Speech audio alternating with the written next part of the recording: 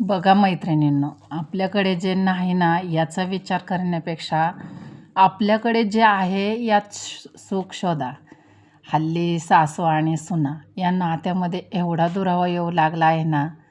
बऱ्याच सुना अशा आहेत की आईबापाच्या इथे खूप कष्ट करतात, पण सासरे आल्यावर मात्र त्याच मुली थोडीसुद्धा उणीव सहन करत नाही. सासरच्या लोकांना खूपच कमी लेखतात. पण मी मात्र खूपच भाग्यवान आहे हा.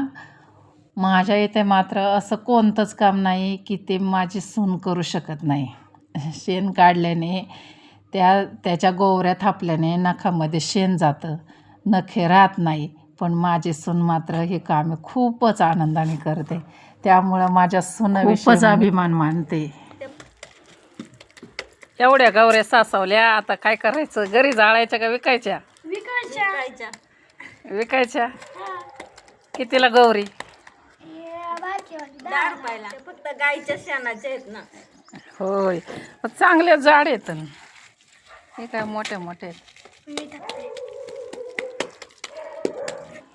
तर पहा, कोणाला जर गाईच्या शेणाच्या गोवऱ्या पाहिजे असतील ना तर आपल्याकडे नक्की मिळतील.